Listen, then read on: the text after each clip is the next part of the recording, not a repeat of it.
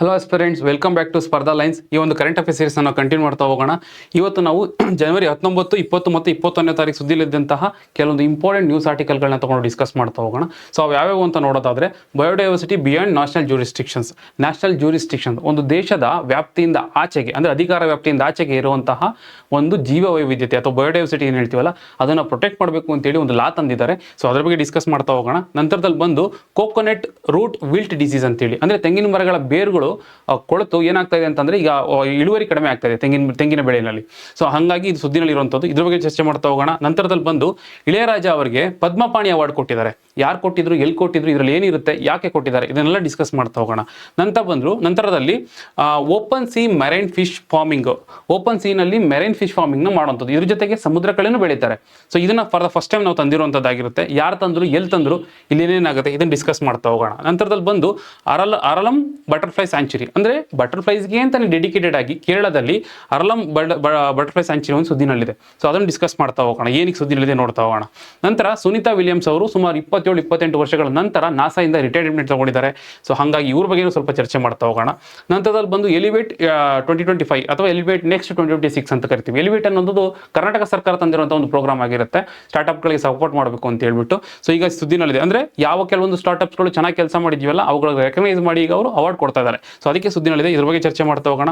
ನಂತರದಲ್ಲಿ ಬಂದು ಫಸಲ್ ಬಿಮಾ ಯೋಜನಾ, ಬೆಳೆ ವಿಮೆ ಏನು ಮಾಡಿಸಿದಲ್ಲ ಮಾಡಬೇಕು ಅಂತೇಳಿ ಸರ್ಕಾರ ತಂದಿದೆಯಲ್ಲ ಒಂದು ಸ್ಕೀಮು, ಆ ಸರ್ಕಾರ ತಂದಿರುವಂಥ ಸ್ಕೀಮ್ನಲ್ಲಿ ಆ ಬೆಳೆ ವಿಮಾನ ಇಂಪ್ಲಿಮೆಂಟೇಷನ್ ಮಾಡೋದ್ರಲ್ಲಿ ಕರ್ನಾಟಕ 2ನೇ ಸ್ಥಾನದಲ್ಲಿದೆ ಈ ಒಂದು ಫಸಲ್ ಬಿಮಾ ಯೋಜನೆಯಲ್ಲಿ. ಸೊ ಅದಕ್ಕೆ ಸುದ್ದಿನಲ್ಲಿದೆ, ಇದನ್ನು ಚರ್ಚೆ ಮಾಡ್ತಾ ಹೋಗೋಣ. ನಂತರದಲ್ಲಿ ಬಂದು PM ಆವಾಸ್ ಯೋಜನಾ. PM ಆವಾಸ್ ಯೋಜನಾ ಅಂತಂದ್ರೆ ಈಗ ನಿರ್ಗತಿಕರು ಅಥವಾ ಏನು ಮನೆ ಯಾರಿಗಿರೋದಿಲ್ಲ ಅವ್ರನ್ನ ಹುಡುಕಿ ಐಡೆಂಟಿಫೈ ಮಾಡಿ ಅವರಿಗೆ ಮನೆ ಕಟ್ಕೊಡುವಂಥ ಸ್ಕೀಮ್ ಇದೆ ಅಲ್ವಾ. ಸೊ ಈಗ ಈ ಸುದ್ದಿನಲ್ಲಿದೆ, ಸೊ ಅದ್ರ ಬಗ್ಗೆ ಚರ್ಚೆ ಮಾಡ್ತಾ ಹೋಗೋಣ. ನಂತರದಲ್ಲಿ Ambari hop on hop off bus, ಅಂದ್ರೆ ಈಗೇನು ಅರ್ಬನ್ ಟೂರಿಸಂ ಇದೆ ಅದನ್ನು ಪ್ರಮೋಟ್ ಮಾಡಬೇಕು ಅಥವಾ ಹೆರಿಟೇಜ್ ಅವೇರ್ನೆಸ್ನ ಕ್ರಿಯೇಟ್ ಮಾಡಬೇಕು ಅರ್ಬನ್ ಜಾಗಗಳಲ್ಲಿ ಅಂತ ಹೇಳ್ಬಿಟ್ಟು ಈ ಒಂದು ಸ್ಕೀಮ್ನ ಕರ್ನಾಟಕ ಸರ್ಕಾರ ತಂದಿರೋದಾಗಿರುತ್ತೆ, ಎಸ್ಪೆಷಲಿ ಬೆಂಗಳೂರಲ್ಲಿ. ಸೊ ಇದ್ರ ಬಗ್ಗೆ ಚರ್ಚೆ ಮಾಡ್ತಾ ಹೋಗೋಣ. ಮೊದಲನೇ ಆರ್ಟಿಕಲ್ ನೋಡೋದಾದ್ರೆ, ಮೊದಲನೇ ಆರ್ಟಿಕಲ್ ಬಂದ್ಬಿಟ್ಟು ಹೈ ಸಿ ಟ್ರೀಟಿ ಅಂತ ಹೇಳ್ತೀವಿ, ಅಥವಾ ಮೊದಲೇ ಹೇಳ್ದಂಗೆ ಬಯೋಡೈವರ್ಸಿಟಿ ಬಿಯಾಂಡ್ ನ್ಯಾಷನಲ್ ಜ್ಯೂರಿಸ್ಟಿಕ್ಷನ್ಸ್. ಹೌದಲ್ವಾ? ನ್ಯಾಷನಲ್ ಜ್ಯೂರಿಸ್ಟಿಕ್ಷನ್ಸ್ ಅಂದ್ರೆ ಏನು? ಈಗ ಫಾರ್ ಎಕ್ಸಾಂಪಲ್ ಇಂಡಿಯಾ ಅಂತಾನೆ ಕನ್ಸಿಡರ್ ಮಾಡ್ತೀವಿ ಅಂತಂದ್ರೆ ನಮ್ಮ ಒಂದು ಅಧಿಕಾರ ವ್ಯಾಪ್ತಿ ಎಲ್ಲಿವರೆಗೂ ಇರುತ್ತೆ, 12 ನಾಟಿಕಲ್ ಮೈಲ್ಸ್ವರೆಗೂ ಇರುತ್ತೆ. ಅಲ್ಲಿವರೆಗೂ ಯಾವುದೇ ಒಂದು ವಿಚಾರಗಳು ಬಂದ್ರೂ ಅದನ್ನ ಪ್ರೊಟೆಕ್ಟ್ ಮಾಡಬೇಕು ನಮ್ದು ಅಂತ ಮಾಡ್ತೀವಿ. ಅಲ್ಲಿಂದ ಆಚೆಗೆ ಇರುವಂಥದ್ದನ್ನ ಏನ್ ಮಾಡ್ತೀವಿ ನಾವು ಅದ್ರ ಬಗ್ಗೆ ತಲೆ ಕೆಡಿಸ್ಕೊಳ್ಳಲ್ಲ, ನಾವೇಂತಲ್ಲ ಯಾವ ದೇಶಗಳು ಅದ್ರಲ್ಲಿ ಇನ್ವಾಲ್ವ್ ಆಗಲ್ಲ. ಸೊ ಅವಾಗ ಏನಾಗುತ್ತೆ, ಅಲ್ಲಿ ಎಕ್ಸ್ಪ್ಲಾಯ್ಟೇಷನ್ ಆಗುತ್ತೆ. ಎಕ್ಸ್ಪ್ಲಾಯ್ಟೇಷನ್ ಆಗೋದ್ರಿಂದ ಏನಾಗುತ್ತೆ ಅಂತಂದ್ರೆ ಒಂದು ಸಮಾಜದಲ್ಲಿ ಅಸಮಾನತೆ ಮೂಡುತ್ತೆ, ಎರಡನೇದು ಕಾಮನ್ ಗೂಡ್ ಎಲ್ರಿಗೂ ಸೇರ್ಬೇಕಾಗಿರುತ್ತೆ. ಮತ್ತೆ ಅಲ್ಲೇನಾದ್ರೂ ಇಂಪ್ಯಾಕ್ಟ್ ಆಯ್ತು ಅಂತಂದ್ರೆ ಎನ್ವಿರಾನ್ಮೆಂಟಲಿ ಅದರ ಒಂದು ಕೆಟ್ಟ ಯಾವುದು ಇಂಪ್ಯಾಕ್ಟ್ ಏನಿದೆ ಅದನ್ನ ನಾವೆಲ್ಲ ಅನುಭವಿಸಬೇಕಾಗುತ್ತೆ. ಸೊ ಹಾಗಾಗಿ ಬಯೋಡೈವರ್ಸಿಟಿ ಅಂತಂದಾಗ ಪೂರ್ತಿ ಅದನ್ನು ಪ್ರೊಟೆಕ್ಟ್ ಮಾಡಬೇಕಾಗುತ್ತೆ. ನಮ್ಮ ಒಂದು ಅಧಿಕಾರ ವ್ಯಾಪ್ತಿಯಿಂದ ಆಚೆ ಇರುವಂತಹ ಬಯೋಡೈವರ್ಸಿಟಿ, ಎಸ್ಪೆಷಲಿ ಮರೈನ್ ಬಯೋಡೈವರ್ಸಿಟಿನ ಪ್ರೊಟೆಕ್ಟ್ ಮಾಡಬೇಕು ಅಂತ ಇದನ್ನು ತಂದಿರುವಂತಾಗಿರುತ್ತೆ. ಇದನ್ನು ಯಾವ ಅಂಡರಲ್ಲಿ ತಂದ್ರು ಅಂತಂದ್ರೆ, ನಮ್ಮಲ್ಲಿ ಆಲ್ರೆಡಿ ಒಂದು ಕನ್ವೆನ್ಷನ್ ಇತ್ತು, United nation convention on law of ocean ಅಥವಾ ಲಾ ಆಫ್ ಸೀಸ್ ಅಂತ ಇರುತ್ತೆ. ಇದು ಯುನೈಟೆಡ್ ನೇಷನ್ ಅಂಡರಲ್ಲಿ ತಂದಿರುವಂತಹ ಒಂದು ಕನ್ವೆನ್ಷನ್ ಆಗಿರುತ್ತೆ. ಇದರ ಅಂಡರಲ್ಲಿ ಇದನ್ನು ತರ್ತಾ ಇರೋದಾಗಿರುತ್ತೆ, ನೆನ್ಪಿಟ್ಕೋಬೇಕಾಗುತ್ತೆ. ಮತ್ತೆ ಇನ್ನೊಂದು ಬಯೋಡೈವರ್ಸಿಟಿನ ನಾವು ಪ್ರೊಟೆಕ್ಟ್ ಮಾಡಬೇಕು ಅನ್ನೋದಕ್ಕೆ ಸಪೋರ್ಟ್ ಮಾಡೋದಕ್ಕೆ ನಮ್ಗೆ ಆಲ್ರೆಡಿ ಕನ್ವೆನ್ಷನ್ಸ್ ಆನ್ ಬಯೋಡೈವರ್ಸಿಟಿ ಇದೆ. CBD ಬಗ್ಗೆ ಆಲ್ರೆಡಿ ಸಾಕಷ್ಟು ಸಲ ಓದಿರ್ತೀವಿ.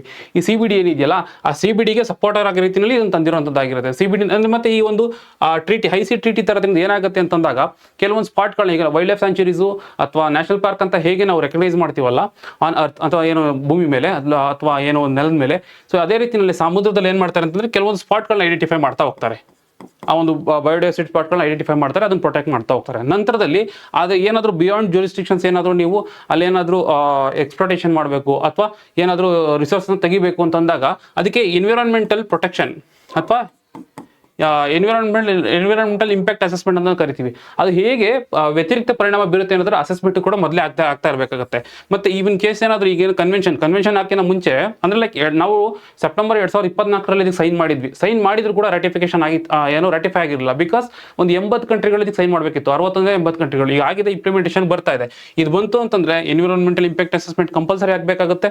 ಅಷ್ಟೇ ಅಲ್ಲ, ಮತ್ತೆ ಕಾಪ್ ಅಂತ ಮಾಡ್ತೀವಿ. ಈಗ ಕಾಪ್ ಅಂತ ಬಂದಾಗ UNFCCC ಕಾಪ್ ಅಂತ ಬಂದಾಗ ಕಾನ್ಫರೆನ್ಸ್ ಆಫ್ ಪಾರ್ಟಿ ಅಂತ ಹೇಳ್ತೀವಲ್ವಾ, UNFCCC ಆಗ್ಬೋದು, CBD ಆಗ್ಬೋದು, ಪ್ರತಿ ವರ್ಷ ಏನ್ ಮಾಡ್ತೀವಿ ಅದ್ರ ಬಗ್ಗೆ ಡಿಸ್ಕಸ್ ಮಾಡ್ತಾ ಹೋಗ್ತೀವಿ. ಸೊ ಈ ಒಂದು ಕಾಪ್ನ ರೆಗ್ಯುಲರ್ ಆಗಿ ಮಾಡಬೇಕಾಗುತ್ತೆ. ಮತ್ತೆ ಈಗ ನಾನು CBD ಬಗ್ಗೆ ಮಾತಾಡ್ತಾ ಇದ್ದೆ, ಕನ್ವೆನ್ಷನ್ಸ್ ಆಫ್ ಬಯೋಡೈವರ್ಸಿಟಿ ಅಂತ ಹೇಳ್ಬಿಟ್ಟು. ಈ ಡೈವರ್ಸಿಟಿ ಇದರಲ್ಲಿ ಒಂದು ರೀಸೆಂಟ್ ಆಗಿ ಒಂದು ಕುನ್ಮಿನ್ ಪ್ರೋಟೋಕಾಲ್ ಅಂತ ಬರುತ್ತೆ. ಕುನ್ಮಿನ್ ಪ್ರೋಟೋಕಾಲ್ ಅಲ್ಲಿ ಏನು ರೀಸೆಂಟ್ ಆಗಿ ಡಿಸೈಡ್ ಮಾಡಿರೋ ಅಂತಂದ್ರೆ 30/30 ಅಂತ ಮಾತಾಡಿರ್ತೀವಿ. ಏನಿದು 30/30 ಅಂತಂದ್ರೆ 2030 ಒಳಗಡೆ ಅಟ್ಲೀಸ್ಟ್ ಬಯೋಡೈವರ್ಸಿಟಿ ಏನಿದೆ, ಅದು ಲ್ಯಾಂಡ್ ಆಗ್ಬೋದು, ಓಷನ್ ಆಗ್ಬೋದು, ಅದ್ರ ಅಷ್ಟು ಓವರ್ ಆಲ್ ಆಗಿರುವಂತಹ 30% ಬಯೋಡೈವರ್ಸಿಟಿ ಏನಿದೆಯಲ್ಲ ಅದು ಬೈ 2030 ಅಷ್ಟೊಳಗೆ ಪ್ರೊಟೆಕ್ಟ್ ಆಗಿರಬೇಕು ಅನ್ನೋ ಟಾರ್ಗೆಟ್ ಇರುತ್ತೆ. ಸೊ ಅದನ್ನು ಅಚೀವ್ ಮಾಡ್ದಂಗಾಗುತ್ತೆ. ಸೊ ಇಷ್ಟೆಲ್ಲ ಉದ್ದೇಶ ಇಟ್ಕೊಂಡು ನಾವೀಗ ಈ ಒಂದು ಬಯೋಡೈವರ್ಸಿಟಿ ಬಿಯಾಂಡ್ ನ್ಯಾಷನಲ್ ಜ್ಯೂರಿಸ್ಡಿಕ್ಷನ್ ಅನ್ನೋ ಒಂದು ಅಗ್ರಿಮೆಂಟ್ಗೆ ಸೈನ್ ಮಾಡಿದ್ವಿ. ಇದು ಇಂಪ್ಲಿಮೆಂಟೇಷನ್ ಬರ್ತಾ ಇದೆ. ಸೊ ಇಷ್ಟು ಫ್ಯಾಕ್ಟ್ಸ್ ಇಂಪಾರ್ಟೆಂಟ್ ಆಗುತ್ತೆ, ವೆರಿ ಇಂಪಾರ್ಟೆಂಟ್, ಎಲ್ಲ ನೆನಪಿಟ್ಕೋಬೇಕಾಗುತ್ತೆ. ಸೊ ಇದ್ರ ಬಗ್ಗೆ ಪ್ರಶ್ನೆ ಬಂದರೆ ಯಾವ ಥರ ಬರುತ್ತೆ? ಹೈಸಿ ಟ್ರೀಟಿ ಅಥವಾ ರಾಷ್ಟ್ರೀಯ ಅಧಿಕಾರ ವ್ಯಾಪ್ತಿಯ ಆಚೆಗಿನ ಜೀವವೈವಿಧ್ಯ ಒಪ್ಪಂದ ಅಂತ ಕರಿತೀವಿ. ಇದರಲ್ಲಿ ಇರುವಂತಹ ನಿಬಂಧನೆಗಳು ಅಥವಾ ಇದರಿಂದ ಆಗುವಂಥ ಪ್ರಾವಿಷನ್ಸ್ ಯಾವುದು ಅಂತ ಕೇಳ್ತಾ ಇದ್ದಾರೆ. ಅಂತಾರಾಷ್ಟ್ರೀಯ ಜಲ ಪ್ರದೇಶದಲ್ಲಿ ಸಾಗರ ಸಂರಕ್ಷಿತ ಪ್ರದೇಶಗಳು ಅಂದ್ರೆ marine protected areas, national park wild life century ತರನೇ ಮೆರೈನ್ ಪ್ರೊಟೆಕ್ಟೆಡ್ ಏರಿಯಾಸ್ ಅಂತೇಳಿ ರಚನೆ ಮಾಡ್ಕೊತಾರೆ. ಓಕೆನಾ? ಸೊ ಹಾಗಾಗಿ ಈ ಸ್ಟೇಟ್ಮೆಂಟ್ ಸರಿಯಾಗುತ್ತೆ. ಎರಡನೇದು ಬಂದು ಕಡ್ಡಾಯ ಪರಿಸರದ ಮೇಲಿನ ಪ್ರಭಾವದ ಮೌಲ್ಯಮಾಪಗಳು ಅಥವಾ ಎನ್ವಿರಾನ್ಮೆಂಟಲ್ ಇಂಪ್ಯಾಕ್ಟ್ ಅಸೆಸ್ಮೆಂಟ್ ಅಂತ ಏನು ಹೇಳ್ತೀವಲ್ಲ, ಅದು ಕಂಪಲ್ಷನ್ ಆಗಲೇಬೇಕು. ನೀವು ಅಲ್ಲಿ ಹೋಗಿ ಅದನ್ನ ಏನಾದರೂ ರಿಸೋರ್ಸ್ನ ತೆಗಿತೀರಾ ಅಂತಂದ್ರೆ ಇದಾಗಲೇಬೇಕಾಗುತ್ತೆ. ನಂತರದಲ್ಲಿ ಬಂದು ಸಾಗರ ಸಂಪನ್ಮೂಲಗಳಿಂದ ಸಿಗುವ ಲಾಭದ ಹಂಚಿಕೆ. ಈಗ ಏನಾದರೂ ಒಂದು ರಿಸೋರ್ಸ್, ಫಿಶ್ ರಿಸೋರ್ಸ್ ಆಗ್ಬೋದು, ಬೇರೆ ಮಿನರಲ್ಸ್ ಆಗ್ಬೋದು, ಈಗ ಪಾಲಿನೋಡ್ಯೂಲ್ಸ್ ಅಂತ ಕರಿತೀವಿ, ಆ ಥರದ್ದು ಏನಾದ್ರು ಸಿಕ್ತು ಅಂತಂದ್ರೆ ಅದನ್ನ ಕಾಂಪೌಂಡ್ ವುಡ್ ಅಂತ ಕರಿತೀವಿ, ಅದು ಎಲ್ರಿಗೂ ಸಿಗಬೇಕಾಗುತ್ತೆ, ಅದರ ಒಂದು ಲಾಭ ಎಲ್ರಿಗೂ ದೊರಕಬೇಕಾಗುತ್ತೆ ಅಂತ ಹೇಳ್ಬಿಟ್ಟು ಇದು ಒಂದು ಪ್ರಾವಿಷನ್ ಇದೆ. ಸೊ ಹಾಗಾಗಿ 3 ಪ್ರಾವಿಷನ್ಸ್ಗಳು ಸರಿಯಾಗಿದೆ. ಇದಕ್ಕೆ ಆನ್ಸರ್ ಬಂದು 1, 2, 3 ಆಗಿರುತ್ತೆ. ಮುಂದಿನ ಒಂದು ಆರ್ಟಿಕಲ್ ನೋಡೋದಾದ್ರೆ ಕೋಕೋನಟ್ ರೋಟ್ ವಿಲ್ಟ್ ಡಿಸೀಸ್ ಅಂತ ಹೇಳ್ಬಿಟ್ಟು, ಈಗ ಇದ್ರ ಬಗ್ಗೆ ಸ್ವಲ್ಪ ಕನ್ಸರ್ನ್ ಜಾಸ್ತಿ ಆಗ್ತದೆ. ಯಾಕಂತಂದ್ರೆ ಇನ್ನು ಎಸ್ಪೆಷಲಿ ಈ ಕರ್ನಾಟಕ, ತಮಿಳುನಾಡು ಮತ್ತೆ ಕೇರಳ ಇವಿಷ್ಟು ಸೇರಿನೇ ಕರ್ನಾಟಕ ಓವರ್ ಆಲ್ ಇಂಡಿಯಾದಲ್ಲಿ 82ರಿಂದ ಸುಮಾರು 83% ಇಳುವರಿ ಬರ್ತಾ ಇರೋಂಥದ್ದು. ಬಟ್ ಏನಂತಂದ್ರೆ ಈ ಒಂದು ಡಿಸೀಸಿಂದ ಕೋಕೋನಟ್ ರೂಟ್ ವಿಲ್ಟ್ ಡಿಸೀಸ್ ಅಂದ್ರೆ ಇದು ಬೇರಿಗೆ ಒಣಗುವಂಥ ಒಂದು ಕಾಯಿಲೆ ಆಗಿರುತ್ತೆ. ಬೇರು ಒಣಗೋದ್ರಿಂದ ಏನಾಗುತ್ತೆ, ಪೌಷ್ಟಿಕಾಂಶಗಳನ್ನ ನೀಟಾಗಿ ಅಬ್ಸರ್ವ್ ಮಾಡ್ಕೊಳ್ಳಲ್ಲ. ಸೊ ಹಾಗಾಗಿ ಅದ್ರ ಜೊತೆಗೆ ಏನಾಗುತ್ತೆ ಅಂತಂದ್ರೆ ಎಲೆಗಳು ಒಣಗ್ತವೆ, ಈಲ್ಡ್ ಕಡಿಮೆ ಆಗುತ್ತೆ, ಮತ್ತೆ ಅವು ಬೆಂಡಾಗ್ಬಿಡ್ತವೆ, ಇಷ್ಟೆಲ್ಲ ಬೇರೆ ಬೇರೆ ಪ್ರಾಬ್ಲಮ್ಗಳು ಅನುಭವಿಸ್ತಾ ಇರುತ್ತೆ. ಸೊ ಹಾಗಾಗಿ ಈ ಇಳುವರಿ ಏನಿದೆಯಲ್ಲ ಇದು ಆಕ್ಚುಲಿ ಕಡಿಮೆ ಆಗ್ತಾ ಇದೆ. ಸೊ ಹಾಗಾಗಿ ತುಂಬಾ ಕನ್ಸರ್ನ್ ಆಗಿರುವಂಥದ್ದು. ಕರ್ನಾಟಕದಲ್ಲೂ ಪದೇ ಪದೇ ಸುದ್ದಿನಲ್ಲಿ ಬರ್ತಾ ಇತ್ತು. ಈ ಒಂದು ರೂಟ್ ವಿಲ್ಟ್ ಡಿಸೀಸ್ ಏನಿದೆಯಲ್ಲ ಇದು ಬರುವಂಥದ್ದು ಬ್ಯಾಕ್ಟೀರಿಯಲ್ ಡಿಸೀಸ್. ಇದೊಂದು ಬ್ಯಾಕ್ಟೀರಿಯಲ್ ಡಿಸೀಸು. ಬ್ಯಾಕ್ಟೀರಿಯಲ್ ಅಂತಂದ್ರೆ ಇದಕ್ಕೆ ಫೈಟೋಪ್ಲಾಸಮ್ ಅಂತ ಬರುತ್ತೆ. ಫೈಟೋಪ್ಲಾಸಮ್ ಅಂತ ಒಂದು ಬ್ಯಾಕ್ಟೀರಿಯಾ ಬರುತ್ತೆ, ಅದರಿಂದ ಸ್ಪ್ರೆಡ್ ಆಗುವಂಥದ್ದು. ಹೆಂಗ್ ಸ್ಪ್ರೆಡ್ ಆಗುತ್ತೆ ಅಂತಂದ್ರೆ ಬೇರೆ ಬೇರೆ ಕೀಟಗಳಿಂದ ಅದು ಸ್ಪ್ರೆಡ್ ಆಗ್ಬೋದು, ಅಥವಾ ಗಾಳಿಯಿಂದ ಸ್ಪ್ರೆಡ್ ಆಗ್ಬೋದು, ಅಥವಾ ಬೇರೆ ಏನು ಹೇಳ್ತಾರೆ ವಿಂಡ್ ಆಗ್ಬೋದು, ಸಾಯಿಲಿಂದ ಸ್ಪ್ರೆಡ್ ಆಗ್ಬೋದು. ಈ ರೀತಿಯಾಗಿ ಬೇರೆ ಬೇರೆ ರೀತಿಯಲ್ಲಿ ಇದು ಸ್ಪ್ರೆಡ್ ಆಗ್ತಾ ಹೋಗುತ್ತೆ. ಸೊ ಹಾಗಾಗಿ ಇದು ಒಂದಷ್ಟು ಇಳುವರಿಗಳನ್ನ ಕಡಿಮೆ ಮಾಡ್ತಾ ಬಂದಿದೆ. ಸೊ ಈಗ ಅದು ಕಾಸ್ ಆಫ್ ಕನ್ಸರ್ನ್ ಆಗಿದೆ. ನಿಮ್ಗೆ ಯಾವ ರೀತಿ ಎಕ್ಸಾಂಪಲ್ ಪ್ರಶ್ನೆ ಕೇಳ್ಬೋದು ಅಂತಂದ್ರೆ ಇದು ಬ್ಯಾಕ್ಟೀರಿಯಿಂದ ಬರುತ್ತಾ ಅಥವಾ ಹೈಯೆಸ್ಟ್ ಇಳುವರಿ ಎಲ್ಲಿ ಬರ್ತಾ ಇದೆ, ಈ ಥರದ್ದೆಲ್ಲ ಪ್ರಶ್ನೆಗಳು ಕೇಳ್ತಾ ಹೋಗ್ಬೋದು, ನೆನ್ಪಿಟ್ಕೋಬೇಕಾಗತ್ತೆ. ಆಮೇಲೆ ಅದ್ರ ಸೀಕ್ವೆನ್ಸ್ ಏನಾಗುತ್ತೆ, ಒಣಗೋಗುತ್ತೆ ಎಲೆಗಳೆಲ್ಲ, ಈಲ್ಡ್ ಕಡಿಮೆ ಆಗುತ್ತೆ, ಇದೆಲ್ಲ ನೆನ್ಪಿಟ್ಕೋಬೇಕಾಗತ್ತೆ. ಯಾವ ರೀತಿ ಬರುತ್ತೆ ಪ್ರಶ್ನೆ ಬಂದ್ರೆ, ತೆಂಗಿನ ಮರದ ಬೇರು ಬಾಡುವ ರೋಗ ಅಥವಾ ರೂಟ್ ವಿಲ್ಟ್ ಡಿಸೀಸ್ ಸಂಬಂಧಿಸಿದಂತೆ ಈ ಕೆಳಗಿನ ಹೇಳಿಕೆಗಳನ್ನು ಪರಿಗಣಿಸಿ. ತೆಂಗಿನ ಬೇರು ಬಾಡುವ ರೋಗವು ವೈರಸ್ನಿಂದ ಉಂಟಾಗುತ್ತದೆ ಮತ್ತು ಇದು ತೆಂಗಿನ ಬೆಳೆಗಳಿಗೆ ತಗುಲುವ ಅತ್ಯಂತ ವಿನಾಶಕಾರಿ ರೋಗಗಳಲ್ಲಿ ಒಂದಾಗಿದೆ. ಎಲ್ಲ ಸರಿ, ಬಟ್ ಇದು ವೈರಸ್ ಇಂದ ಬರುವಂಥದ್ದಲ್ಲ, ಬದಿಗೆ ಬ್ಯಾಕ್ಟೀರಿಯಾದಿಂದ ಬರುವಂಥದ್ದಾಗಿರುತ್ತೆ. ಸೊ ಹಾಗಾಗಿ ಈ ಒಂದು ಸ್ಟೇಟ್ಮೆಂಟ್ ತಪ್ಪಾಗಿದೆ. ಕರ್ನಾಟಕ, ತಮಿಳುನಾಡು ಮತ್ತು ಕೇರಳ ರಾಜ್ಯಗಳು ಒಟ್ಟಾಗಿ ಭಾರತದ ತೆಂಗು ಉತ್ಪಾದನೆಯಲ್ಲಿ ಸುಮಾರು 82ರಿಂದ 83% ಪಾಲನ್ನು ಹೊಂದಿವೆ. ಹೌದು, ಈ ಒಂದು 3 ಸ್ಟೇಟ್ ಏನಿದೆಯಲ್ಲ ಇದರಿಂದಾನೇ ಮೋರ್ ದೆನ್ 80% ಆಫ್ ದ ಒಂದು ಪ್ರೊಡಕ್ಷನ್ ಆಗ್ತಾ ಇರೋಂಥದ್ದು. ಸೊ ಹಾಗಾಗಿ ಎರಡನೇ ಸ್ಟೇಟ್ಮೆಂಟ್ ಮಾತ್ರ ಸರಿಯಾಗಿದೆ. ಮುಂದಿನ ಒಂದು ಆರ್ಟಿಕಲ್ ನೋಡೋದಾದ್ರೆ, Ilaiyaraaja to be honoured with Padmapani award. Padmapani award ಎಲ್ಲಿ ಕೊಟ್ಟಿದ್ದಾರೆ ಅಂತಂದ್ರೆ ಅಜಂತ ಮತ್ತೆ ಎಲ್ಲೋರ ಫಿಲ್ಮ್ ಫೆಸ್ಟಿವಲ್. ಅಜಂತ ಮತ್ತೆ ಎಲ್ಲೋರ ಅನ್ನೋ ಒಂದು ಫಿಲ್ಮ್ ಫೆಸ್ಟಿವಲ್ ನಡೀತಾ ಇದೆ. ಎಲ್ಲಿ ನಡೀತಾ ಇದೆ? ಇದೊಂದು ಇಂಟರ್ನ್ಯಾಷನಲ್ ಫಿಲ್ಮ್ ಫೆಸ್ಟಿವಲ್. ಇದು ನಡೀತಾ ಇರೋದು ಎಲ್ಲಿ ಅಂತಂದ್ರೆ ಮಹಾರಾಷ್ಟ್ರದಲ್ಲಿ. ನೆನ್ಪಿಟ್ಕೋಬೇಕಾಗುತ್ತೆ, ಮಹಾರಾಷ್ಟ್ರದಲ್ಲಿ ನಡೀತಿರುತ್ತೆ.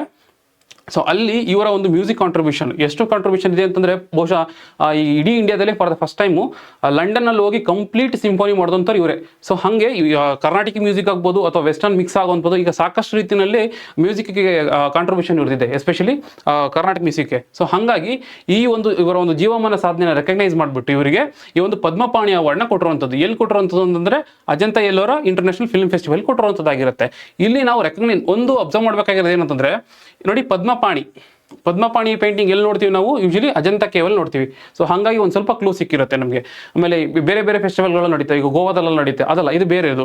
ಮತ್ತು ಈ ಒಂದು ಇವ್ರು ಕೊಡುವಂಥ ಅವಾರ್ಡಲ್ಲಿ ಸುಮಾರು ಒಂದು 2 ಲಕ್ಷ ಕ್ಯಾಶ್ ಪ್ರೈಸ್ ಇರುತ್ತೆ. ಕೇಳ್ಬೋದು ನಿಮ್ಗೆ ಎಷ್ಟಿರುತ್ತೆ ಏನು ಅಂತ. 2 ಲಕ್ಷ ಕ್ಯಾಶ್ ಪ್ರೈಸ್ ಇರುತ್ತೆ, ಒಂದು ಸರ್ಟಿಫಿಕೇಟ್ ಇರುತ್ತೆ, ಮತ್ತು ಒಂದು ಮೆಮೆಂಟೋ ಕೊಟ್ಟಿರ್ತಾರೆ. ಸೊ ಇದ್ರ ಬಗ್ಗೆ ಸ್ವಲ್ಪ ನೋಡ್ಕೋಬೇಕಾಗುತ್ತೆ. ಇದ್ರ ಮೇಲೆ ಪ್ರಶ್ನೆ ಬಂದರೆ ಯಾವ ಥರ ಬರ್ಬೋದು, ಇಳಯರಾಜ ಅವರಿಗೆ ಸಂಬಂಧಿಸಿದಂತೆ ಈ ಕೆಳಗಿನ ಹೇಳಿಕೆಗಳನ್ನು ಪರಿಗಣಿಸಿ. ಭಾರತೀಯ ಚಿತ್ರರಂಗಕ್ಕೆ ನೀಡಿದ ಅತ್ಯುತ್ತಮ ಕೊಡುಗೆಗಾಗಿ ಇಳಯರಾಜ ಅವರನ್ನು ಪದ್ಮಪಾಣಿ ಪ್ರಶಸ್ತಿಗೆ ಆಯ್ಕೆ ಮಾಡಲಾಗಿದೆ. ಹೌದು, ಇವರು ಕೊಟ್ಟಿದ್ದಾರೆ. ಗೋವಾ ಅಂತಾರಾಷ್ಟ್ರೀಯ ಚಲನಚಿತ್ರೋತ್ಸವ 2026ರಲ್ಲಿ ಪದ್ಮಪಾಣಿ ಪ್ರಶಸ್ತಿಯನ್ನು ಪ್ರದಾನ ಮಾಡಲಾಗುವುದು. ಈ ಸ್ಟೇಟ್ಮೆಂಟ್ ನೋಡಿದ ತಕ್ಷಣ ಸರಿ ಅನ್ಸುತ್ತೆ, ಬಟ್ ಇದು ಗೋವಾ ಅಲ್ಲ, ಬದಲಿಗೆ Ajanta Ellora international film festival. ನೆನ್ಪಿಟ್ಕೋಬೇಕಾಗುತ್ತೆ, ಇದು ನಡೆದಿರುವಂಥದ್ದು ಮಹಾರಾಷ್ಟ್ರದಲ್ಲಿ. ಸೊ ಹಾಗಾಗಿ ಎರಡನೇ ಸ್ಟೇಟ್ಮೆಂಟ್ ತಪ್ಪಾಗುತ್ತೆ. ಆನ್ಸರ್ ಬಂದು 1 ಮಾತ್ರ. ಮುಂದಿನ ಒಂದು ಆರ್ಟಿಕಲ್ ನೋಡೋದಾದ್ರೆ, ಮುಂದಿನ ಒಂದು ಆರ್ಟಿಕಲ್ ಬಂದು first open sea marine fish farming. First open C ಅಂತಂದ್ರೆ ಈಗ ಸಮುದ್ರದಲ್ಲೇ ಏನ್ ಮಾಡ್ತಾರೆ ಅಂತಂದ್ರೆ ಫಿಶ್ ಫಾರ್ಮಿಂಗ್ ಮಾಡುವಂಥದ್ದು. ಮೊದಲೇನು ಮಾಡ್ತಿದ್ವಿ ಅಂತಂದ್ರೆ ಈ ಬೇರೆ ಕಡೆ ಏನೋ ಕೆರೆಗಳ ತರನ ಕಟ್ಟಿ ಅಲ್ಲಿ ಮಾಡ್ತಿದ್ದು. ಸೊ ಇವಾಗ ಏನ್ ಮಾಡ್ತಾರೆ ಅಂದ್ರೆ ಓಪನ್ ಸೀನಲ್ಲೇ ಮಾಡುವಂಥದ್ದು. ಎಲ್ಲಿ ಮಾಡ್ತಾರೆ ಅಂತ ಇದಕ್ಕೆ ಇವರು ಸೆಲೆಕ್ಟ್ ಮಾಡ್ಕೊಂಡಿರೋ ಜಾಗ ಬಂದು ಅಂಡಮಾನ್ ಸೀನಲ್ಲಿ ಫಾರ್ ದ ಫಸ್ಟ್ ಟೈಮ್ ಈ ಪ್ರಾಜೆಕ್ಟ್ ಕೈ ಹಾಕಿರುವಂಥದ್ದು. ಇಲ್ಲಿ ಏನ್ ಮಾಡ್ತಾರೆ ಅಂತಂದ್ರೆ ಈ ಕೇಜ್ ರೀತಿನಲ್ಲಿ ಓಪನ್ ಸೀನಲ್ಲೇ ಒಳಗಡೆ ಇಟ್ಬಿಟ್ಟು ಅಲ್ಲೇನೆ ಮೀನು ಸಾಕಣೆ ಮಾಡಿ ಸೊ ಅಲ್ಲೇನೆ ಎಕ್ಸ್ಟ್ರಾಕ್ಟ್ ಮಾಡ್ಕೊಳ್ಳುವಂಥದ್ದು. ಇದರಿಂದ ಏನಾಗುತ್ತೆ ಅಂತಂದ್ರೆ ಒಂದು ಈಲ್ಡ್ ಚೆನ್ನಾಗುತ್ತೆ, ಮತ್ತೆ ಇಲ್ಲೇನಂತಂದ್ರೆ ಇಲ್ಲೇನೆ ಸಮುದ್ರ ಕಳೆನೂ ಬೆಳಿತಾರೆ. ಸಮುದ್ರ ಕಳೆನೂ ಅದು ಏನದು ಸೀವೀಡ್ ಅಂತ ಹೇಳ್ತೀವಲ್ಲ, ಸೀವೀಡ್ ಕೂಡ ಇದರಲ್ಲೇ ಬೆಳಿತಾರೆ. ಸೊ ಹಾಗಾಗಿ ಇಲ್ಲೇ ಸಿಗುವಂಥದ್ದು ಒಂದು ಪ್ರೊಡಕ್ಷನ್ ಚೆನ್ನಾಗುತ್ತೆ, ಮತ್ತೆ ಬಾಟಮ್ ಟ್ರಾಲಿಂಗ್ ಅಂತ ಸಮಸ್ಯೆಗಳನ್ನು ನಾವು ಎದುರ್ಕೊಳ್ಳೋಂಗಿಲ್ಲ, ಮತ್ತೆ ಇಲ್ಲೇ ಸಮುದ್ರ ಕಳೆ ಬೆಳೆಯೋದ್ರಿಂದ ಕಾರ್ಬನ್ ಸಿಕ್ವೆಸ್ಟ್ರೇಷನ್ ಚೆನ್ನಾಗುತ್ತೆ. ಸೊ ಈ ರೀತಿಯಲ್ಲಿ ಮತ್ತೆ ಈ ಕೋಸ್ಟಲ್ ಕಮ್ಯುನಿಟಿ ಏನಿದೆಯಲ್ಲ, ಕೋಸ್ಟಲ್ ಕಮ್ಯುನಿಟಿಗೆ ಅವ್ರು ಕೂಡ ಹೆಲ್ಪ್ ಆಗ್ತಾ ಹೋಗುತ್ತೆ. ಮತ್ತೆ ಬ್ಲೂ ಎಕಾನಮಿ ಅಂದ್ರೆ ಏನು ಅಂತ ಆಲ್ರೆಡಿ ಪಿಸಿನ ಕೇಳಿದ್ದಾರೆ. ಬ್ಲೂ ಎಕಾನಮಿ ಅನ್ನೋದು ಅಭಿವೃದ್ಧಿ ಆಗುತ್ತೆ, ಮತ್ತೆ ಬಯೋಡೈವರ್ಸಿಟಿ ಬೇರೆ ಕಡೆ ಲಾಸ್ ಆಗುವಂಥದ್ದು ತಪ್ಪಿಸಿದಂಗೆ ಆಗುತ್ತೆ. ಸೊ ಈಗ ರೀತಿಯಲ್ಲಿ ಸಾಕಷ್ಟು ಹೆಲ್ಪ್ ಆಗುತ್ತೆ. ಹಾಗಿದ್ರೆ ಇದನ್ನು ಮಾಡ್ತಿರೋಂಥದ್ದು ಯಾರು? ಇದನ್ನು ಮಾಡ್ತಿರೋಂಥದ್ದು ಮಿನಿಸ್ಟ್ರಿ ಆಫ್ ಅರ್ತ್ ಸೈನ್ಸ್ ನೆನ್ಪಿಟ್ಕೋಬೇಕಾಗುತ್ತೆ. ಮಿನಿಸ್ಟ್ರಿ ಆಫ್ ಅರ್ತ್ ಸೈನ್ಸು ಮತ್ತೆ national institute of ocean technology ಅದ್ರ ಜೊತೆಗೆ ಅಂಡಮಾನ್ ನಿಕೋಬಾರ್ ಏನು ಅಡ್ಮಿನಿಸ್ಟ್ರೇಷನ್ ಇದೆಯಲ್ಲ ಅವರು. So ministry of earth science, national institute of ocean technology ಮತ್ತೆ ಅಂಡಮಾನ್ ನಿಕೋಬಾರ್ ಅಡ್ಮಿನಿಸ್ಟ್ರೇಷನ್ ಏನಿದೆಯಲ್ಲ ಇವ್ರು ಸೇರಿ ಮಾಡ್ತಿರೋಂಥದ್ದಾಗಿರುತ್ತೆ. ಸೊ ನೆನ್ಪಿಟ್ಕೋಬೇಕಾಗುತ್ತೆ ಯಾವ ಲೊಕೇಶನ್ ಅಂತಂದ್ರೆ ಅಂಡಮಾನ್ ಸಿ. ಮತ್ತೆ ಇಲ್ಲಿ ಆಗುವಂಥದ್ದು ಒಂದು ಅಂದ್ರೆ ಫಿಶ್ ಫಾರ್ಮಿಂಗ್ ಆಗುತ್ತೆ, ಅದ್ರ ಜೊತೆಗೆ ಸೀವೀಡ್ ಸಮುದ್ರ ಕಳೆನೂ ಬೆಳೀತಾರೆ. ನೆನ್ಪಿಟ್ಕೋಬೇಕಾಗುತ್ತೆ. ಇದ್ರ ಮೇಲೆ ಪ್ರಶ್ನೆ ಬಂದ್ರೆ ಯಾವ ತರ ಬರ್ಬೋದು? ಭಾರತದ ಮೊದಲ ಮುಕ್ತ ಸಮುದ್ರ ಮೀನು ಅಥವಾ open sea marine fish farming project ಸಂಬಂಧಿಸಿದೆ ಈ ಕೆಳಗಿನ ಹೇಳಿಕೆಗಳನ್ನು ಪರಿಗಣಿಸಿ. ಅಂದ್ರೆ ಈ ಕೇಜ್ ಒಳಗಡೆ ಅಥವಾ ಬೋನ್ ಒಳಗಡೆ ಫಿಶ್ ಫಾರ್ಮಿಂಗ್ ನ ಮಾಡ್ತಿರುವಂಥದ್ದು ಇದೇ ಫಸ್ಟ್ ಟೈಮ್ ಎಲ್ಲಿ ಅಂಡಮಾನ್ ಸೀನಲ್ಲಿ. ನೆನ್ಪಿಟ್ಕೋಬೇಕಾಗುತ್ತೆ. ಈ ಯೋಜನೆಯನ್ನು ಪರಿಸರ, ಅರಣ್ಯ ಮತ್ತು ಹವಾಮಾನ ಇಲಾಖೆ, ಹವಾಮಾನ ಬದಲಾವಣೆ ಸಚಿವಾಲಯ ಮತ್ತು ರಾಷ್ಟ್ರೀಯ ಸಾಗರ ತಂತ್ರಜ್ಞಾನ ಸಂಸ್ಥೆ ಜಂಟಿಯಾಗಿ ಅನುಷ್ಠಾನಗೊಳಿಸಿದೆ. National institute of ocean technology correct, but ಆದ್ರೆ ಮಿನಿಸ್ಟ್ರಿ ತಪ್ಪಾಗಿದೆ. ಇಲ್ಲಿ ತಂದಿರುವಂಥದ್ದು ಯಾರು? ಮಿನಿಸ್ಟ್ರಿ ಆಫ್ ಅರ್ತ್ ಸೈನ್ಸ್ ಮಾಡಿರೋದು. Ministry of forest and climate change ಅಲ್ಲ. ಸೊ ಹಾಗಾಗಿ ಮೊದಲನೇ ಸ್ಟೇಟ್ಮೆಂಟ್ ತಪ್ಪಾಯಿತು.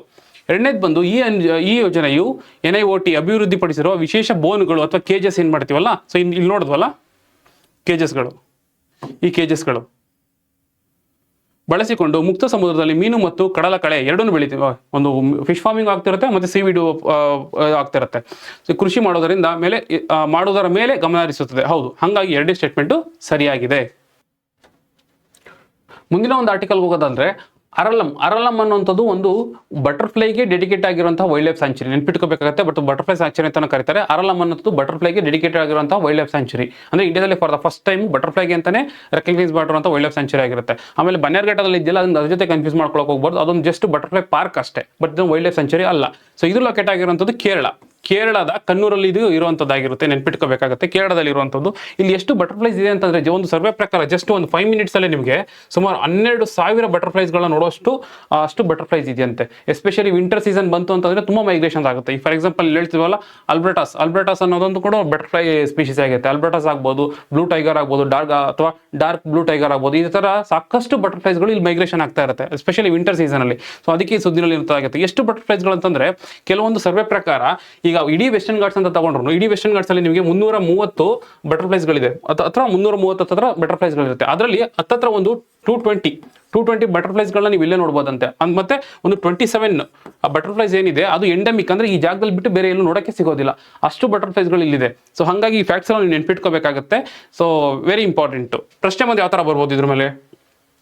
Common albatross, blue tiger, dark blue tiger ಅಥವಾ ಓಲಿಯಂಡರ್ ಇತ್ತೀಚೆಗೆ ಸುದ್ದಿನಲ್ಲಿದ್ದವು ಅಥವಾ ಸುದ್ದಿನಲ್ಲಿ ಬರ್ತಾನೆ ಇದ್ದು ಏನಿದು ಅಂತ ಕೇಳ್ತಾರೆ. ಈ ತರ ಪ್ರಶ್ನೆಗಳು ಕೇಳ್ತಾರೆ, ಖಂಡಿತ ಕೇಳ್ತಾರೆ ಈ ತರ ಪ್ರಶ್ನೆಗಳು. ಇವುಗಳೊಂದು ಚಿಟ್ಟೆಗಳು ಅಥವಾ ಕೀಟಗಳ ಜಾತಿಗೆ ಸೇರಿರುವಂಥದ್ದು. ನೆನ್ಪಿಟ್ಕೋಬೇಕಾಗತ್ತೆ. ಮುಂದಿನ ಆರ್ಟಿಕಲ್ ನೋಡೋದಾದ್ರೆ NASA astronaut Sunita Williams retires. ಇವರು ಸುನೀತಾ ವಿಲಿಯಮ್ಸ್ ಏನಿದ್ದಾರಲ್ಲ ಸುಮಾರು 27 ವರ್ಷಗಳ ನಂತರ ಏನ್ ಮಾಡಿದ್ರೆ ಅಂದ್ರೆ ನಾಸಾಗೆ ಇವರು ಡೆಡಿಕೇಟ್ ಆಗಿ ಕೆಲಸ ಮಾಡಿರುವಂಥದ್ದು ಸ್ಪೇಸ್ ಸ್ಟೇಷನ್ಗೆ. ಸೊ ಅದಾದ್ಮೇಲೆ ಈಗ ರಿಟೈರ್ಡ್ ಆಗ್ತಾ ಇದ್ದಾರೆ. ಸೊ ಅದಕ್ಕೆ ಸುದ್ದಿನಲ್ಲಿ ಇರುವಂಥದ್ದಾಗಿರುತ್ತೆ. ಇವ್ರ ಸಾಧನೆಗಳು ತುಂಬಾ ಜಾಸ್ತಿ ಇದೆ. ಇವ್ರು ಏನಂತಂದ್ರೆ ಮೊದಲು ಈ US ನೇವಿನಲ್ಲಿ ಹೆಲಿಕಾಪ್ಟರ್ಗೆ ಪೈಲಟ್ ಆಗಿ ಕೆಲಸ ಮಾಡ್ತಿದ್ರು. ನಂತರದಲ್ಲಿ ಏನಾಗ್ತಾರೆ ಅಂತಂದ್ರೆ ಒಂದು 1888 ಅಲ್ಲಿ ಅಲ್ಲಿಗೆ ಜಾಯ್ನ್ ಆಗ್ತಾರೆ ನಾಸಾಗೆ ಆಸ್ಟ್ರೋನಾಟ್ ಆಗಿ ಜಾಯ್ನ್ ಆದ್ಮೇಲೆ ಒಂದಷ್ಟು ಸ್ಪೇಸ್ ಪ್ರಾಜೆಕ್ಟ್ಗಳು, for example space shuttle discovery ಅಂತ ಫಸ್ಟ್ ಪ್ರಾಜೆಕ್ಟ್ 2006 ಅಲ್ಲಿ ಶುರು ಮಾಡ್ತಾರೆ. ಅದಾದ್ಮೇಲೆ ಈಗ ರೀಸೆಂಟ್ ಆಗಿ ತಗೋಬೇಕು ಅಂತಂದ್ರೂ ಸ್ಟಾರ್ಲಿಂಕ್ ಇದೆಯಲ್ಲ, ಸ್ಟಾರ್ಲಿಂಕ್ ಅಲ್ಲಿ ಕೆಲಸ ಮಾಡಿರ್ತಾರೆ. ಸ್ಟಾರ್ಲಿಂಕ್ ಅಲ್ಲಿ ಕೆಲಸ ಮಾಡ್ಬೇಕಾದ್ರೆ ಸ್ಪೇಸ್ ಅಲ್ಲಿ ಸುಮಾರು 608 ದಿನಗಳು this is the second highest. ಆ ಸ್ಪೇಸ್ ಸ್ಟೇಷನಲ್ಲೇ ಕಳೆದಿರುವಂಥದ್ದು ಹೈಯೆಸ್ಟ್ ದಿನಗಳು ಬಂದು 608 ದಿನಗಳು. ಇವರೇ ಸೆಕೆಂಡ್ ಹೈಯೆಸ್ಟ್ ಡೇನಲ್ಲಿ ಅಲ್ಲಿ ಇರಿದ್ದು ಅಂತ. ಅಷ್ಟೇ ಅಲ್ಲ, ಇನ್ನೊಂದು ರೆಕಾರ್ಡ್ ಏನಂತಂದ್ರೆ ಇವರು ಸ್ಪೇಸ್ ವಾಕ್ ಅಂತ ಬರುತ್ತೆ. ಈಗ ಫಾರ್ ಎಕ್ಸಾಂಪಲ್ ಸ್ಪೇಸ್ ಸ್ಟೇಷನ್ ಬಗ್ಗೆ ಮಾತಾಡ್ತಾ ಇದೆ. ಆಮೇಲೆ ಏನು ಇಂಟರ್ನ್ಯಾಷನಲ್ ಸ್ಪೇಸ್ ಸ್ಟೇಷನ್ ಇದೆಯಲ್ಲ, ಅಲ್ಲೂ ಕೂಡ ಕಮಾಂಡರ್ ಆಗಿ ವರ್ಕ್ ಮಾಡಿದ್ದಾರೆ. ಆ ಒಂದು ಸ್ಪೇಸ್ ಸ್ಟೇಷನ್ ಬಿಟ್ಟು ಆಚೆ ಬರ್ತಾರಲ್ಲ, ಅಂದ್ರೆ ಜಸ್ಟ್ ಅಬ್ಸರ್ವೇಷನ್ ಮಾಡೋದಕ್ಕೆ ಅಂತ ಹೇಳ್ಬಿಟ್ಟು ಅದಕ್ಕೆ ಸ್ಪೇಸ್ ವಾಕ್ ಅಂತ ಕರೀತಾರೆ. ಸೊ ಆ ಸ್ಪೇಸ್ ವಾಕ್ ಅಲ್ಲೂ ಕೂಡ ಸುಮಾರು 9 ಸ್ಪೇಸ್ ವಾಕ್ ಮಾಡಿದ್ದಾರೆ ಇವರು. 9 ಸ್ಪೇಸ್ ವಾಕ್ ಮಾಡಿ ಸುಮಾರು ಅಂದ್ರೆ 9 ಸ್ಪೇಸ್ ವಾಕ್ ಅಂತಂದ್ರೆ 62 ಗಂಟೆಗಳು ಸ್ಪೇಸ್ ವಾಕ್ ಅಲ್ಲಿ ಇನ್ವಾಲ್ವ್ ಆಗಿ ಇವರು ಸೆಕೆಂಡ್ ಹೈಯೆಸ್ಟ್ ಇದ್ದಾರೆ. ಮತ್ತೆ ಸೆಕೆಂಡ್ ಅಂದ್ರೆ ಲೈಕ್ ಅಂದ್ರೆ ಯಾವ್ದಾದ್ರು ಒಂದು ಲೇಡಿ 62 ಗಂಟೆಗಳ ಕಾಲ ಸ್ಪೇಸ್ ವಾಕ್ ಮಾಡಿದ್ದಾರೆ ಅಂತಂದ್ರೆ ಇವರೇನೆ. ನೆಕ್ಸ್ಟ್ ಏನಂತಂದ್ರೆ ಇನ್ನೊಂದಷ್ಟು, ಈಗ ಫಾರ್ ಎಕ್ಸಾಂಪಲ್ ಸ್ಪೇಸ್ ಮ್ಯಾರಥಾನ್ ಒಂದು ಕಾನ್ಸೆಪ್ಟ್ ಯೂಸ್ ಮಾಡಿದ್ದು ಇವರೇ. ಸೊ ಹಿಂಗಾಗಿ ಇವ್ರ ಸಾಧನೆಗಳು ಸಾಕಷ್ಟಿದೆ, ಸ್ವಲ್ಪ ನೋಡ್ಕೋಬೇಕಾಗತ್ತೆ. ಇವ್ರ ಮೇಲೆ ಬಂದ್ರೆ ಪ್ರಶ್ನೆಗಳು ಯಾವ ತರ ಬರುತ್ತೆ. ಸುನೀತಾ ವಿಲಿಯಮ್ಸ್ ಅವರಿಗೆ ಸಂಬಂಧಿಸಿದ ಕೆಳಗಿನ ಹೇಳಿಕೆಗಳನ್ನು ಪರಿಗಣಿಸಿ. ಅವರು ಬಾಹ್ಯಾಕಾಶದಲ್ಲಿ ಒಟ್ಟು 608 ದಿನಗಳನ್ನು ಕಳೆದಿದ್ದಾರೆ ಮತ್ತು ಬಾಹ್ಯಾಕಾಶದಲ್ಲಿ ಅತಿ ಹೆಚ್ಚು ಸಮಯ ಕಳೆದ ನಾಸಾ ಗಗನಯಾತ್ರಿಗಳ ಪೈಕಿ 2ನೇಯವರಾಗಿದ್ದಾರೆ. ಹೌದು, ಇವರು 2ನೇ ಸ್ಥಾನದಲ್ಲಿದ್ದಾರೆ. ಇದೆಲ್ಲ ಕರೆಕ್ಟ್ ಆಗಿದೆ. ಸೊ 2ನೇ ಸ್ಟೇಟ್ಮೆಂಟ್ ಬಂದು ಅವರು ಒಟ್ಟು 62 ಗಂಟೆಗಳ ಕಾಲ ಹೆಚ್ಚು ಅವಧಿಯಲ್ಲಿ 9 ಸ್ಪೇಸ್ ವಾಕ್ಗಳನ್ನು ಮಾಡಿದ್ದಾರೆ ಅಥವಾ ಬಾಹ್ಯಾಕಾಶ ನಡಿಗೆ ಅಂತ ಹೇಳ್ತೀವಲ್ಲ.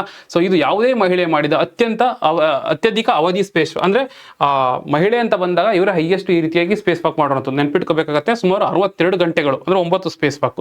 ಸೊ ಹಾಗಾಗಿ 2 ಸ್ಟೇಟ್ಮೆಂಟ್ ಕರೆಯಾಗುತ್ತೆ. ಇದಕ್ಕೆ ಆನ್ಸರ್ ಬಂದು 1 ಮತ್ತು 2. ಮುಂದಿನ ಒಂದು ಆರ್ಟಿಕಲ್ ನೋಡೋದಾದ್ರೆ winning entrepreneurs under elevate feet. ಏನಂತಂದ್ರೆ ಈ ಎಲಿವೇಟ್ ಅನ್ನುವಂಥದ್ದು ಕರ್ನಾಟಕ ಸರ್ಕಾರದಲ್ಲೂ ಯಾವುದು department of electronics, information technology ಅಥವಾ ಬಯೋಟೆಕ್ನಾಲಜಿ ಏನು ಡಿಪಾರ್ಟ್ಮೆಂಟ್ ಇದೆ, ಆ ಡಿಪಾರ್ಟ್ಮೆಂಟ್ ತಂದಿರುವಂಥ ಒಂದು ಪ್ರೋಗ್ರಾಮ್ ಆಗಿರುತ್ತೆ. ಇದರ ಉದ್ದೇಶ ಏನು, ಇಲ್ಲೇ ಕೊಟ್ಟಿದ್ದಾರೆ, ಆಂಟ್ರಪ್ರನರ್ಶಿಪ್ನ ಪ್ರಮೋಟ್ ಮಾಡುವಂಥದ್ದು ಅಥವಾ ಸ್ಟಾರ್ಟ್ಅಪ್ಗಳಿಗೆ ಹೆಲ್ಪ್ ಮಾಡೋ ರೀತಿಯಲ್ಲಿ ಸ್ಟಾರ್ಟ್ಅಪ್ಗಳಿಗೆ ಹೆಲ್ಪ್ ಮಾಡಬೇಕು ಅಂತೇಳಿ ಇದನ್ನು ತಂದಿರ್ತಾರೆ. ಏನು ಮಾಡ್ತಾರೆ ಅಂತಂದರೆ ಈ ಸ್ಟಾರ್ಟ್ಅಪ್ಗಳನ್ನ ಎಸ್ಟಾಬ್ಲಿಷ್ ಮಾಡಬೇಕು ಅಂತೇಳಿ ಸಾಕಷ್ಟು ಇದಕ್ಕೆ ಬೆನಿಫಿಟ್ಸ್ನ ಕೊಡುವಂಥದ್ದಾಗ್ಬೋದು, ಅಥವಾ ಒಂದಷ್ಟು ಫಂಡ್ ಕೊಡ್ತಾರೆ. ಫಾರ್ ಎಕ್ಸಾಂಪಲ್ ಯಾವುದಾದ್ರೂ ಒಂದು ಐಡಿಯಾ ಪ್ರೋಟೋಟೈಪ್ ತಗೋತಾರೆ, ಚೆನ್ನಾಗಿದೆ, ಇದು ಪೊಟೆನ್ಷಿಯಲ್ ಆಗಿದೆ, ಇದೊಂದು ಇಂಡಸ್ಟ್ರಿಯಾಗಿ ಬೆಳೆಯುತ್ತೆ ಅಥವಾ ಅದಕ್ಕೆ ಗ್ರೋತ್ ಇದೆ ಅಂತ ಗೊತ್ತಾದರೆ ಇವ್ರು ಏನು ಮಾಡ್ತಾರೆ ಅಂದರೆ ಒಂದು 50 ಲ್ಯಾಕ್ ಅಷ್ಟು ಕೊಡ್ತಾರೆ. ಈಗ ಅದು ಜಾಸ್ತಿ ಮಾಡಿದ್ದಾರೆ. ಈಗ 2025ಕ್ಕೆ ಬಂದು 50 ಲ್ಯಾಕ್ ಇದೆ, ಈಗ ಬಂದು 1 ಕೋಟಿವರೆಗೂ ಕೊಡ್ತಾರೆ. ಕೊಟ್ಬಿಟ್ಟು ಇದಕ್ಕೆ ಡೆವಲಪ್ಮೆಂಟ್ಗೆ ಹೆಲ್ಪ್ ಮಾಡುವಂಥದ್ದಾಗಿರುತ್ತೆ. ಸೊ ನೆನ್ಪಿಟ್ಕೋಬೇಕಾಗತ್ತೆ, ಇದು ಉದ್ದೇಶ ಏನು ಅಂತ ಕೇಳ್ತಾರೆ. ಸಿಂಪಲ್ ಕ್ವಶನ್ ಕೇಳ್ತಾರೆ ಅಂದರೆ, ಇಲ್ಲ ಅಂತಂದ್ರೆ ಬೇರೆನಲ್ಲಿ ಈಗ ಎಷ್ಟು ದುಡ್ಡು ಕೊಡ್ತಾರೆ, ಇದ್ರ ಅಬ್ಜೆಕ್ಟಿವ್ ಏನು, ಈ ರೀತಿಯಾದ ಪ್ರಶ್ನೆ ಬರ್ತಾ ಇರ್ಬೋದು. ಸೊ ಮತ್ತೆ ಇವ್ರು ಏನು ಪ್ರಮೋಟ್ ಮಾಡ್ತಾರೆ ಅಂತಂದ್ರೆ ಟೈರ್ 2, ಟೈರ್ 3 ಸಿಟೀಸ್ ಅಂದ್ರೆ ಬೇರೆ ಲೈಕ್ ಏನೋ ಬಿಯಾಂಡ್ ಬೆಂಗಳೂರು ಅಂತ ಹೇಳ್ತೀವಲ್ಲ, ಸೊ ಅಲ್ಲಿ ಒಂದು ಸ್ಟಾರ್ಟ್ಅಪ್ಗಳನ್ನ ಎಸ್ಟಾಬ್ಲಿಷ್ ಮಾಡಬೇಕು, ಆಂಟ್ರಪ್ರನರ್ಶಿಪ್ನ ಬಿಲ್ಡ್ ಮಾಡಬೇಕು ಅನ್ನೋ ಉದ್ದೇಶದಿಂದ ಇದನ್ನು ತರ್ತಾರೆ. ಇದ್ರ ಮೇಲೆ ಪ್ರಶ್ನೆ ಬಂದು ಯಾವ ಥರ ಬರ್ಬೋದು. ಮತ್ತೆ ಏನು ಒಂದು ನೆಕ್ಸ್ಟ್ ಜನರೇಷನ್ ಬರ್ತಾ ಇದೆಯಲ್ಲ, ನೆಕ್ಸ್ಟ್ ಜನರೇಷನ್ ಈಗ ಏನು ಎಲಿವೇಟ್ ಇದೆಯಲ್ಲ, ಎಲಿವೇಟ್ ಇಂದ ನೆಕ್ಸ್ಟ್ ಜನರೇಷನ್, ಎಲಿವೇಟ್ ನೆಕ್ಸ್ಟ್ ಅಂತ ಬರ್ತದೆ 2026ಕ್ಕೆ. ಈಗ ಏನು ಮಾಡ್ತಾ ಇದ್ದಾರೆ ಅಂತಂದ್ರೆ ಸ್ವಲ್ಪ ಆ ಒಂದು ಫೀಲ್ಡ್ ಏನಿದೆಯಲ್ಲ ಅದನ್ನು ಅಡ್ವಾನ್ಸ್ ಆಗಿರುವಂಥದ್ದು. ಫಾರ್ ಎಕ್ಸಾಂಪಲ್ ಡೀಪ್ ಟೆಕ್ ಅಂತ ಕರಿತೀವಿ, ಆರ್ಟಿಫಿಷಿಯಲ್ ಇಂಟೆಲಿಜೆನ್ಸು, IoTಸು, ಬ್ಲಾಕ್ ಚೈನು, ಈ ಥರದ ಮೇಲೆ ಜಾಸ್ತಿ ಫೋಕಸ್ ಮಾಡ್ತಾ ಇರುವಂಥದ್ದು ಆಗಿರುತ್ತೆ. ಪ್ರಶ್ನೆ ಯಾವ ಥರ ಬರ್ಬೋದು, ಎಲಿವೇಟ್ 2025 ಸಂಬಂಧಿಸಿದಂತೆ ಕೆಳಗಿನ ಹೇಳಿಕೆಗಳನ್ನು ಪರಿಗಣಿಸಿ. ಎಲಿವೇಟ್ 2025 ಕರ್ನಾಟಕ ಸರ್ಕಾರದ ಎಲೆಕ್ಟ್ರಾನಿಕ್ಸ್, IT, BT ಇಲಾಖೆಯ ಅಡಿಯಲ್ಲಿ ಜಾರಿಗೆ ತರಲಾದ ಉಪಕ್ರಮವಾಗಿದ್ದು ರಾಜ್ಯಾದ್ಯಂತ ನವೀನ ಸ್ಟಾರ್ಟ್ಅಪ್ಗಳನ್ನು ಬೆಂಬಲಿಸುತ್ತದೆ. ಹೌದು, ಸ್ಟಾರ್ಟ್ಅಪ್ಗಳಿಗೆ ಎಂಕರೇಜ್ ಮಾಡಬೇಕು ಅಂತ ತಂದಿರೋ ಪ್ರೋಗ್ರಾಮೇ ಈ ಒಂದು ಎಲಿವೇಟ್ ಪ್ರೋಗ್ರಾಮ್. ಸರಿಯಾಗಿದೆ. ಆಯ್ಕೆಯಾದ ಸ್ಟಾರ್ಟ್ಅಪ್ಗಳು 25 ಕೋಟಿವರೆಗಿನ ಅನುದಾನವನ್ನು ಪಡೆಯಲು ಅರ್ಹವಾಗಿರುತ್ತವೆ. 25 ಕೋಟಿ ಅಲ್ಲ, ಕೊಟ್ಟಿರೋದು ಈಗ 2025ರಲ್ಲಿ 50 ಲಕ್ಷದವರೆಗೂ. ಇದು ಇಂಪಾರ್ಟೆಂಟ್ ಆಗುತ್ತೆ, 50 ಲಕ್ಷದವರೆಗೂ. ಈಗ ಏನಂತಂದ್ರೆ ಸ್ಟಾರ್ಟ್ಅಪ್ ನೆಕ್ಸ್ಟ್ ಅಂತ ಹೇಳಿದ್ನಲ್ಲ 2026, ಸೊ ಅಲ್ಲಿ 1 ಕೋಟಿವರೆಗೂ ಕೊಡಬೇಕು ಅಂತ ಡಿಸೈಡ್ ಮಾಡಿದ್ದಾರೆ. 25 ಕೋಟಿ ಅಲ್ಲ, ಇದು ಜಾಸ್ತಿ ಆಯಿತು. ಸೊ ಹಾಗಾಗಿ ಆನ್ಸರ್ ಬಂದು 1 ಮಾತ್ರ ಆಗುತ್ತೆ. ಮುಂದಿನ ಒಂದು ಆರ್ಟಿಕಲ್ ನೋಡೋದಾದ್ರೆ Karnataka back second place in ಪ್ರಧಾನಮಂತ್ರಿ ಫಸಲ್ ಬಿಮಾ ಯೋಜನಾ. ಪ್ರಧಾನಮಂತ್ರಿ ಫಸಲ್ ಬಿಮಾ ಯೋಜನಾ ಇದ್ರ ಬಗ್ಗೆ ಓದಿರ್ತಾರೆ. ಇದನ್ನು ಲಾಂಚ್ ಮಾಡಿರೋದು ಯಾವಾಗ, 2016 ಸೊ ಫಸಲ್ ಬಿಮಾ ಯೋಜನಾ ಅಂತಂದ್ರೆ ಬೆಳೆಗೆ ಏನು ಬೆಳೆ ಇರುತ್ತಲ್ಲ, ಬೆಳೆಗೆ ವಿಮೆ ಕೊಡುವಂಥದ್ದಾಗಿರುತ್ತೆ. ಹೇಗೆ ಅಂತಂದ್ರೆ ಫಾರ್ ಎಕ್ಸಾಂಪಲ್ ಯಾವ್ದಾದ್ರು ಒಂದು ಬೆಳೆ ಹಾಳಾಗಿತ್ತು ಅಂತಂದ್ರೆ ಹಾಳಾಗುತ್ತೆ ಅಂತ ಗೊತ್ತಾಯ್ತಂದ್ರೆ ಮೊದಲೇ ಪ್ರೀಮಿಯಂ ಕಟ್ಸ್ಕೊಳ್ತಾ ಬರ್ತಾರೆ. ಯಾವ ರೀತಿ, ಫಾರ್ ಎಕ್ಸಾಂಪಲ್ ಖಾರಿಫ್ ಅಂತಂದ್ರೆ 2%, ಮತ್ತೆ ರಾಬಿ ಕ್ರಾಪ್ ಅಂತಂದ್ರೆ ಇದಕ್ಕೆ 1.5%, ತೋಟಗಾರಿಕೆ ಅಥವಾ ನೆಡುತುಪ್ಪು ಕ್ರಾಪ್ ಅಂತ ಕರಿತೀವಲ್ಲ, ಯಾವುದಕ್ಕೆ ಹಾರ್ಟಿಕಲ್ಚರ್ ಕ್ರಾಪ್ಸ್ ಇತ್ತು ಅಂತಂದ್ರೆ ಅದಕ್ಕೆ 5%, ಯಾಕಂದ್ರೆ ಇದೆಲ್ಲ ಕಮರ್ಷಿಯಲ್ ಕ್ರಾಪ್ಸ್ ಅಲ್ವಾ, ಅದಕ್ಕೋಸ್ಕರ ಈ ರೀತಿಯಲ್ಲಿ ಏನು ಮಾಡ್ತಾರೆ, ಪ್ರೀಮಿಯಂ ಕಟ್ಸ್ಕೊಳ್ತಾ ಬರ್ತಾರೆ.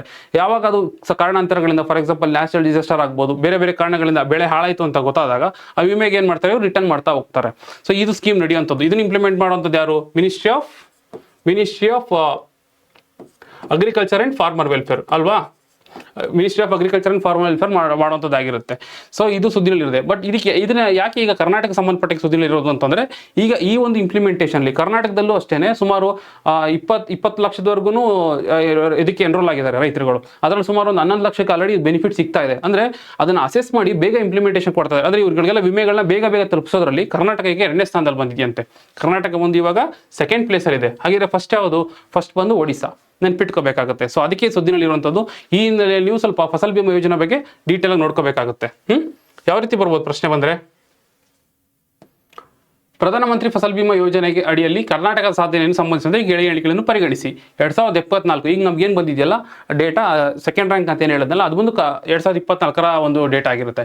2024ರ ಮುಂಗಾರು ಅಂದರೆ ಖಾರಿಫ್ ಮತ್ತು 2024ರ ಹಿಂಗಾರು ರಾಬಿ, ಈ ಒಂದು ಹಂಗಾಮಿನಲ್ಲಿ ನಾವೇನು ಮಾಡಿದೀವಿ, ಡಿಸ್ಟ್ರಿಬ್ಯೂಟ್ ಮಾಡಿದೀವಲ್ವಾ, ಅಥವಾ ವಿಮೆ ಬರೋ ರೀತಿ ಮಾಡಿದೀವಿ. ಸಾಧನೆಯ ಆಧಾರದ ಮೇಲೆ ದೊಡ್ಡ ರಾಜ್ಯಗಳ ಪೈಕಿ ಕರ್ನಾಟಕವು 2ನೇ ಸ್ಥಾನದಲ್ಲಿದೆ. ಹೌದು, 2ನೇ ಸ್ಥಾನದಲ್ಲಿದೆ. ರ್ಯಾಂಕ್ ಇಂಪಾರ್ಟೆಂಟ್ ಆಗುತ್ತೆ, ಇದು ಸರಿಯಾಗಿದೆ. ಪ್ರಧಾನಮಂತ್ರಿ ಫಸಲ್ ಬಿಮಾ ಯೋಜನೆ ಅಡಿಯಲ್ಲಿ ಎಲ್ಲಾ ಋತುಗಳಲ್ಲೂ ಬೆಳೆಗೆ ಏಕರೂಪವಾಗಿ 5% ಪ್ರೀಮಿಯಂ ಅನ್ನು ದರವನ್ನು ಕಡ್ಡಾಯಗೊಳಿಸಲಾಗಿದೆ. ಇಲ್ಲ, 5% ಇಲ್ಲ. ನಾನು ಆಲ್ರೆಡಿ ಹೇಳಿರ್ತನಲ್ಲಿ ಖಾರಿಫ್ಗಾದ್ರೆ 2%, ರಾಬಿ ಆದರೆ 1.5%. ಇಫ್ ಇನ್ ಕೇಸ್ ಆರ್ಟಿಕಲ್ಚರ್ ಆಯಿತು ಅಂತಂದ್ರೆ 5% ಇರುತ್ತೆ. ಆಮೇಲೆ ಈ ಒಂದು ಫಸಲ್ ಬಿಮಾ ಯೋಜನೆ ಏನಿದೆಯಲ್ಲ, ಇದು ಆ ಲೋನ್ ಯಾರನ್ನ ತಗೊಂಡಿರ್ತಾರೆ ಅಂತ ತಿಳ್ಕೊಳ್ಳಿ. ಲೋನ್ ತಗೊಂಡು ಇವಾಗ ಫಾರ್ ಎಕ್ಸಾಂಪಲ್ ಬೆಳೆ ಇನ್ವೆಸ್ಟ್ ಮಾಡಿರ್ತಾರೆ, ಹೋದ್ರೆ ಹೋಯ್ತು. ಸೊ ಅದಕ್ಕೋಸ್ಕರ ಯಾರು ಲೋನ್ ಇಸಿರ್ತಾರಲ್ಲ ಅವ್ರಗಳಿಗೆ ಕಂಪಲ್ಸರಿ ಇರುತ್ತೆ, ಬೇರೆಯವರಿಗೆ ವಾಲಂಟರಿ ಆಗಿ ತಗೋಬೋದಾಗಿರುತ್ತೆ. ಸೊ ಹಾಗಾಗಿ ಇದು ತಪ್ಪಾಗುತ್ತೆ. ಇದೆಲ್ಲ ಬೇರೆ ಬೇರೆ ಇದೆ, ಬೇರೆ ಬೇರೆ ಪ್ರೀಮಿಯಂ ಇರುತ್ತೆ. 2ನೇ ಸ್ಟೇಟ್ಮೆಂಟ್ ತಪ್ಪಾದರೆ ಆನ್ಸರ್ ಬಂದು 1 ಮಾತ್ರ. ಮುಂದಿನ ಒಂದು ಆರ್ಟಿಕಲ್ ನೋಡೋದಾದ್ರೆ ಮುಂದಿನ ಆರ್ಟಿಕಲ್ ಹೋಗೋದಾದ್ರೆ house distribution programme under PM Awas Yojana. ಅಂದ್ರೆ PM ಆವಾಸ್ ಯೋಜನೆ ಇರೋದು ಅಂತಂದ್ರೆ ನಿರ್ಗತಿಕರಿಗೆ ಮನೆ ಕಟ್ಕೊಡ್ಬೇಕು ಅನ್ನೋ ಉದ್ದೇಶದಿಂದ ಮಾಡಿರೋದಲ್ವಾ. ಸೊ ಇಲ್ಲೇನಾಗಿದೆ ಅಂತಂದ್ರೆ ಕರ್ನಾಟಕದಲ್ಲಿ ಈ ಸ್ಕೀಮ್ ಅಂಡರ್ಲಿ ಸುಮಾರು 1,80,000 ಅಷ್ಟು ಅಪ್ರೂವ್ ಆಗಿತ್ತು, ಮನೆಗಳನ್ನ ಕಟ್ಕೊಡ್ಬೇಕು ಅಂತ ಹೇಳ್ಬಿಟ್ಟು 1,80,000 ಅಷ್ಟು ಅಪ್ರೂವ್ ಆಗಿತ್ತು. ಅದರಲ್ಲಿ ಒಂದು 80,000 ಕಂಪ್ಲೀಟ್ ಆಗಿದೆ, 80,000 ಅಷ್ಟು ಕಂಪ್ಲೀಟ್ ಆಗಿದೆ, ಮಿಕ್ಕಿದೆಲ್ಲ ಕನ್ಸ್ಟ್ರಕ್ಷನ್ಸ್ ನಡೀತಾ ಇದೆ.